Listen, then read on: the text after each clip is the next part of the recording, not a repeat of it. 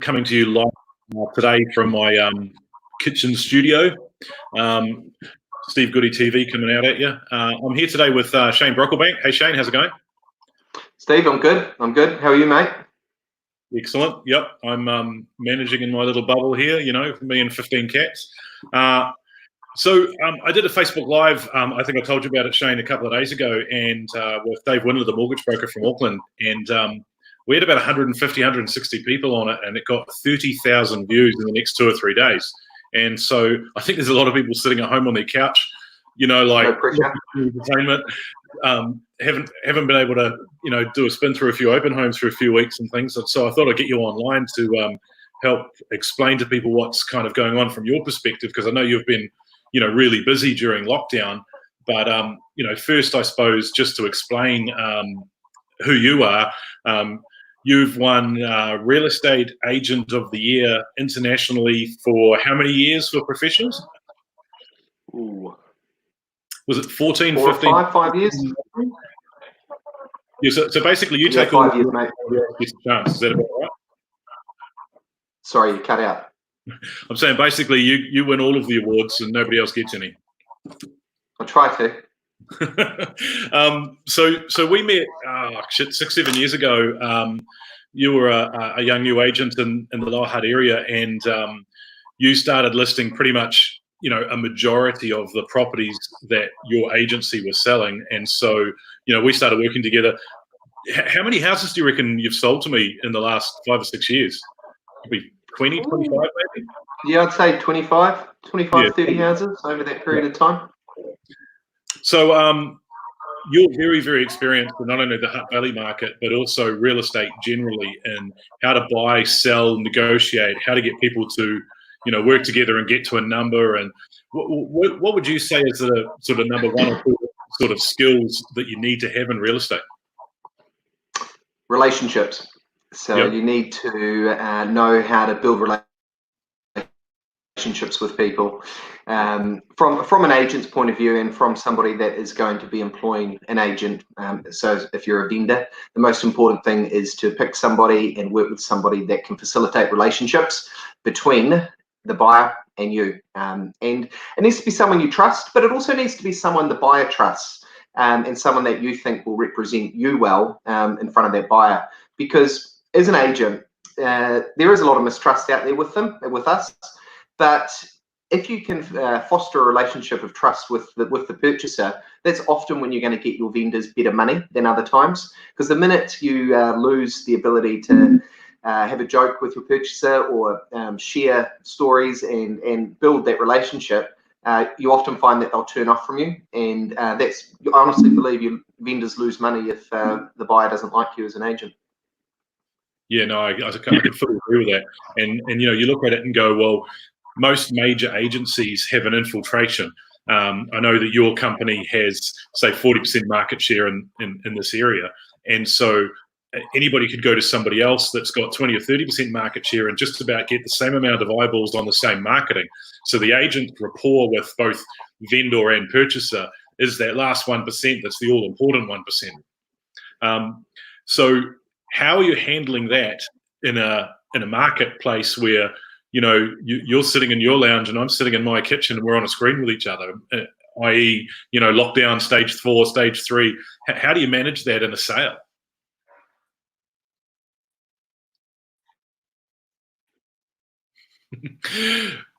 Oops, home internet, he's frozen on me. Oh, he's back. No, I'm still here. Excellent. I'm still here. Internet's struggling today with 4 of us on the screens talking to all different people. Yeah. One of the things that we did early on is when we saw it was coming, we did try and pull out as much information as we could from the properties, getting videos done, and just really preparing as well as we could for that. And what that did do is, as we went into level 4, we did have a bit of information to fall back on. And I think even now, as an agent and as a vendor, you need to be getting as much info on the property as you possibly can. Hopefully we don't go back into level 4, and it looks very unlikely. But I think it's just now the information gathering on a property is going to be really, really important. And as we were in level 4, one of the things we did sell 10 properties in shutdown, so from home, which was a good effort, I thought.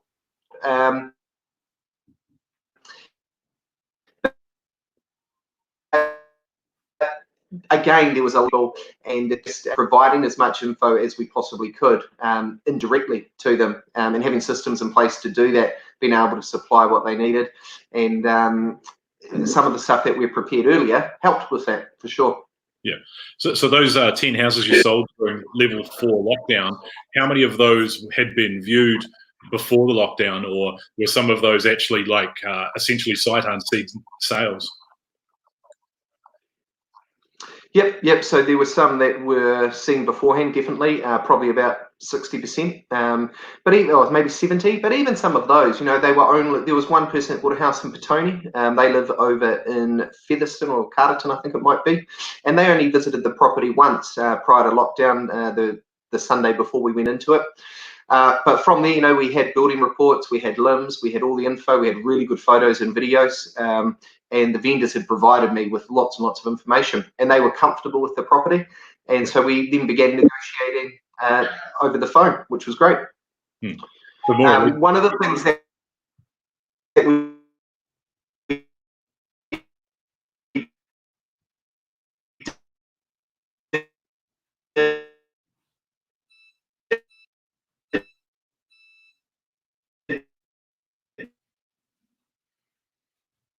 we did.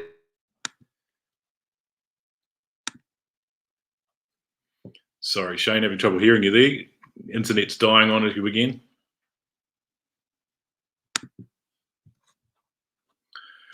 All right, so while we're waiting for Shane to come back and his internet to work for him, if you're watching this live stream, you'll notice that there's a comment section on Facebook there, and you can. Wait. I'm just saying, back. While we're waiting for you to come back, there's a comment section, obviously, on Facebook, and if you click on for a question in there, Shane and I can answer them more or less live as we go along. Always appreciate a thumbs up or a like with some feedback from the people watching today. So, have a quick comment on there, and we'll answer questions as we go along as well. How's that? Sorry. Yeah, that's fine. Excellent. Next thing I was going to say is, obviously, I think most people in real estate know that open homes can't be done at the moment, that we're going to sort of a book to viewing only sort of process. How are agencies and agents managing that process, and is it working? Yeah, it's working so far. Obviously, it's only been a couple of days. The one side of the thing that's coming through from the agencies is that there's, you've got to have hand sanitizer, you've got to be inside the house, opening doors, opening drawers, cupboards, anything like that. So you don't want anyone coming through having to touch too many surfaces within the property. So that's pretty easy to facilitate, and the buyers are pretty happy to carry that out as well. One of the other things is that it's going to be really important is how your agent vets the potential purchasers that are going to come through the property. So at the moment, we only have access for 2 people or 2 groups per day to visit the home. And so there is a really, really big requirement on your agent to thoroughly identify those purchasers as people that are going to be able to offer on the property, that number one, they have the right amount of money, and number 2, that if they want a garage, the house has a garage. If sun's important to them, you want to make sure that they know which way the sun's facing in their backyard at 3 o'clock in the afternoon, and those sorts of things. And they're all bits of info you can get before you actually go to the property. Some people's big thing is backyard sun, and if that is one of them, you need to make sure that the house has backyard sun. Has it been repiled, roofed, all those sorts of things. So just gaining as much of that as you can over the conversation with them, and then ultimately figuring out where their budget sits, and is that budget going to be applicable to the property that they're wanting to view? Yeah. So essentially, in reality, you'd probably be doing a lot of pre-viewing offers and getting the numbers right, getting the contract signed, getting it under offer with, say, the only due diligence being a viewing, and then taking them through. Would that be? There's probably the logical way around to do it now, wouldn't it? Yeah, we have done that on a couple of occasions when we were in lockdown. So, and other people within the office have done that as well. So it has become really, really common. It will just depend, I guess, on how new the listing is to the market. If it's a listing that's sort of sat there over the period of lockdown, then potentially, those sorts of things could work. If it's a fresh listing to the market, you probably still want to try and get into that position where you'll be able to create multiple offer, even with some of the ones that we're on. So maybe not tied up with an offer straight away, but get some people through and still put people in competition if it's possible. And how have you seen, from sitting at the desk in your kitchen, how have you seen the level of activity in the last few days and the last week or two? Has it absolutely died, or is there still activity happening? Is people still calling you? Yeah, look, when we went into lockdown from the first week, the phone stopped ringing. I would maybe get 150 phone calls a day, and I was lucky to get 2. But definitely over as we got past that sort of third week into the fourth and to where we are now, the traffic on the phone in volume has probably increased probably 50 to 60% each day. So now, you always know when you're on the phone and another person's ringing. That's always a good sign, and you're starting to see a lot more of that. So there's definitely confidence coming back. Well, there's definitely buyers coming back into the market and asking questions about property, which there wasn't 4 weeks ago or 3 weeks ago even. Yeah, because I mean, I was told that I was overly optimistic last week when I spoke to the mortgage broker about where the market's going to go. And since then, a lot of these economists and Main Street banks have come in and said there's going to be a 10% reduction in property values and all this sort of thing. And I was trying to look at some stats to see when there was last a 10% reduction in property values. And you watch Auckland go up 30% in 4 years, and then it comes back 6%, and everybody cries, crash, crash, crash. Do you think that property in New Zealand could go down 10% in the next 3 months, for instance? Do you think it could happen? I think it'll be very based on the location of the property. So I think you'll find different locations retract faster. There potentially could be a big retraction on prices in Queenstown, for example. Wellington, Lower Hutt, those sorts of places tend to hold a little better because of a lot of government department and a lot of industry there that will keep them going. So I think there could be a retraction, but like you say, there's been so much growth that if you look at that retraction, say it was 10% across the country, say that did happen. Like you say, there's been a 30 to 40% growth across most of the country over the last 3 or 4 years anyway. So a lot of that money is it's untangible. It's sitting there, but it's not money they're taking out of your pocket. And we all know that properties are a long game, and if you hold your property, it will bounce back, whether that's in 6 months or 3 years, but it will. Yes, I mean, we've got all these bouncing around and looking at Airbnb buying, and we haven't seen a massive influx of Airbnb properties come back on the market for either rent long term or for sale. But then we've got 2,500 displaced people living in hotels around New Zealand, and I think as soon as we get to level 2, there'll be this massive influx of Kiwis that have been living offshore coming back to New Zealand. And that's going to equal whatever the net immigration loss was that we were having. And we've still got a supply and demand problem. I can't see that we have enough properties to house every Kiwi. So I just can't see it. And then I look at it and go, well, loan-to-value ratio restrictions are going to come off. I think interest rates will go down again yet. I think the Reserve Bank will introduce a negative restriction Reserve Bank number, meaning that interest rates will go down to, you might get a 12-month interest rate at 1.95% or something like that. The LVR restriction in Reserve Banks, that's going to be for the next 12 months at least. And spending is not going to stop dead. I think people will be a little tighter, but it won't stop dead. And I think the biggest risk to New Zealand property sales values is people contacting you who want to buy a house, worried about their income. And I think that's the only issue. But I think people will realise that it's been 5 or 6 weeks of sitting on the couch watching Netflix, and life is going to go on. I really do. Well, I agree completely in terms of that. The number one thing that we do know is job security, And yes, the LVRs are going to come down. They might even entirely disappear. Who knows? I think that's where you'll see the banks kick in with some policy around who they're loaning to and how long they've been in employment and those sorts of things. But definitely immigration coming back, Kiwis returning home that need to purchase. One of the things will be that I don't envision there being lots of fire sales like there potentially could have been in years gone by. And there's been some things put in place by the government, whether you're a Labour fan or you're not a Labour fan, that have protected the property market and people that own homes. And they are that you can take a mortgage holiday, and I think it's up to about 80,000 people at the moment that have looked at those. So that's going to buy them, 6 months to make a plan and see what they're going to be doing. If the LVRs do disappear in the next little while, potentially a lot of those people might be able to stay in their properties with the LVR dropping away.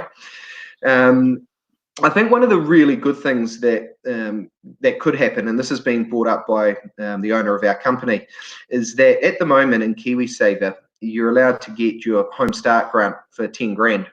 And if the government said, hey, well, we could double that, we'll make it 20. And that it would really stimulate the economy. It would keep a lot of builders in play. It'd keep a lot of subdivisions going. It would keep everyone employed for not a massive amount of money spent comparative to what they're spending elsewhere. And I think that would be a really positive move, and it would make up the money that a lot of those people have lost in their KiwiSaver. So yeah, I think that's a really, really good idea. So I'd like to see something like that come in. I know that it's been put to the government, so we'll see. Yeah, I think there's a risk if the Reserve Bank gets rid of the LVR restriction, your first home buyers can then go and buy, any property they like with a 5% deposit. So as opposed to just buying a new build house on a subdivision. So I still think there's some risk to new build houses, but not on the purchasers' end, only on the developers' end. I think Chris Parkin released a new apartment complex called the Otto in Wakefield Street in Wellington this morning. And I think that was a bold move to launch 80 brand new off-the-plan apartments in the current environment. But then when you look at it, they're actually around $500,000-$600,000, so the entry level for city living. And I actually think they'll sell like hotcakes. I think they're a great design. And you sort of start looking at it going, everybody's online, everybody's on Trade Me again. Listing numbers are still well down. I think people are looking for something to do. I think they'll actually go like hotcakes, personally. Yeah.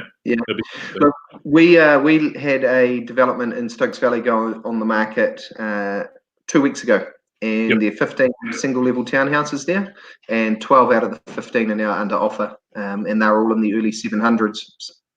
See, that's a really good area too. Yeah. So it's been pretty impressive. There's demand there for that type of property, though. That there is demand, definitely. And is that owner occupiers or is that an investment product? That's all pretty much owner occupiers, so I would imagine. Yeah. Well, I got a question here. So the government has more money to spend on this stuff. Well, I think the answer to that is that the government's just printing money as it requires it at the moment. They're basically lending it, borrowing the money themselves. So over the next 10 years, we're going to have higher tax rates. But I think that we've been a shining example, I suppose, to the rest of the world of how to get out of this virus issue really quickly. And the faster we can get the economy back up and running again, the better. Which is what winds me up when people are going, oh, I'm not going to use Uber Eats. I mean, taxi drivers got to make money as well. Cafes, restaurants, if they choose to use Uber Eats, go for it. And I think it's the same with property too. You're mentioning Queenstown, and I think there's going to be, as you say, like there's some fire sales in Queenstown, maybe Rotorua as well. And the more people that are there looking at those houses and buying them, the more robust those prices are going to end up being. I think Queenstown will come back to being the shining example of tourism in New Zealand that it has been in the past. It's just not going to be this year. So hopefully those people can take the incentives that the government's giving and put a Band-Aid on it for a short period of time and, not have to fire sale quite so badly. I mean, on that, I just had one of those homes.co updates come through this morning, and apparently Wellington's latest suburb, which is at more than an average of $1 million, is Haitatai. And I find that quite interesting because it's not Kelburn, it's not Kandala, it's not Oriental Bay, it's not Central City. Haitaitai is the first of your sort of original workingman suburbs to sort of pop up over that $1 million mark. And you're saying, you know, Stokes Valley at $700,000, you know, that's bloody good too. So who was buying those? Are they owner occupiers? Are they being sold as rental stock?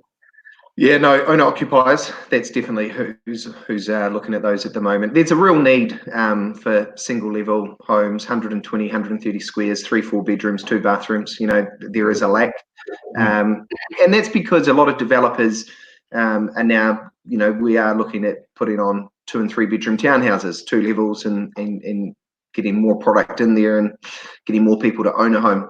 So it does depend on the developer and of the site as well. Depends on the site and flatness and all those sorts of things. So how many of the ones in Petone did you say, the townhouses down in Jackson Street there? 56. 56 of those. And they started at what price point? What was the cheapest one that was sold originally? They began at 500,000. And that's probably, you know, this is probably 2 years ago when it was just a hunk of dirt sitting there. They didn't last long at 5. They went to 515 and then 550. And then after that, once people had settled, we on sold probably, must be a good 10 or 12 in between unconditional and settlement. And then 2 or 3 have sold straight afterwards that was staged. One of those was one that was purchased for, I think the vendor paid 515 or 525,000, and it was sold for 680 at auction. So, wow. Yeah. So 170. Yeah, you've got to take a punt when you're just looking at a hunk of dirt. So good on them. Yeah, but as we both know, Petone is the Ponsonby of Wellington, to be fair. I mean, I know I rack on about that and it raises a few eyebrows, but you know, in reality, where else can you buy where you're 10, 12 minutes with no traffic from the CBD with, you know, white picket fence villas and everybody and their neighbours doing their house up all at the same time? You know, the place is going through the roof. It's certainly a place to go these days.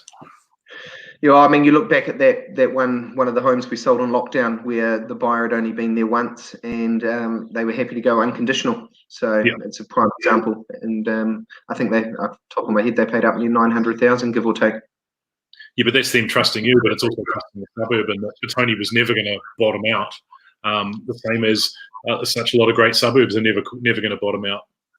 Yeah, I mean, I was talking to a friend of mine this morning, and he was showing me a listing in his suburb in central Auckland, and it was a needs renovation 3-bedroom ground floor apartment, one of 3 with some nice water views, and he pitched it at probably be upward of $4 million when it sells. You know, and I mean that's all suburb. That's all the dirt, the quality of the dirt underneath it. Yeah. All right, so. Final thoughts. What's your pitch for the next sort of 2-3 months? How's it all going to look? You reckon?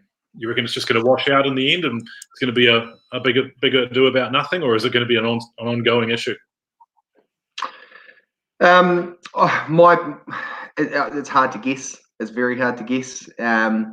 But my take on it is, I think over the next 2 to 3 months, I think you'll see, or maybe in 6 to 8 weeks, you'll see the stock that's on the market, that's fresh, that was waiting to come to the market, with buyers that are pretty motivated and vendors that are pretty motivated, sell. And I think there'll be good traction there. And hopefully, as time increases to that sort of 8-week periods, and people have got a bit more stability in their jobs and they know what's happening. But then as you sort of get into that 6-month period, you might see some mortgage holidays that mean people have to start selling.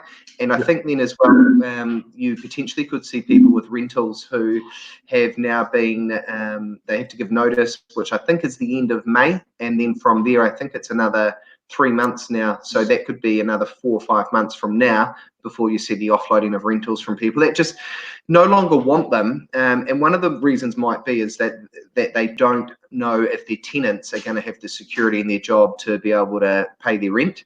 And one of the mum and dad investors who rely on the rent to literally pay the mortgage. And you might see some of that stock come to the market over that sort of six month period. But we'll see. As long as you get in there, get as much information as you can on your property. Use an agent who really does know how to interact well with your buyers and provide them the information, that as much information as possible. Then you should, and you're a willing seller and you've got a willing buyer, there'll still be deals to be had. Yeah, no, I couldn't agree more. One thing about having somewhere to live is that everybody needs it.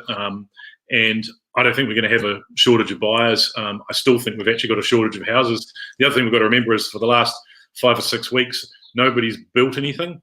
And we've got, off the plan sales in progress where they've pushed it out another 6 months because they've had to close down for 6 weeks, because it's not that easy to get it back up to speed again once you've had a stoppage like this. And I think it's going to create a glut of people who are sitting there in their house looking at the walls going, oh, I should live somewhere nicer than this.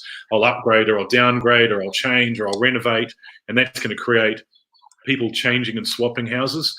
But I still just don't, in my core, think that we have enough houses for the people that we have here in New Zealand. I think we'll have a glut of people moving into New Zealand. Supply-demand contingent is good, but also for people like myself who've got a few properties, and all of the people that I know that have got a few properties, it's just become so much easier for us to borrow a bit more money to go and buy some more. And so we'll be looking around for some deals, to be fair. So if you want to get in touch with Shane, his number's on the bottom of the screen there. Obviously, if you want to get in touch with me, you can go through my website at stephengoody.com. I'd really love your feedback on today's video.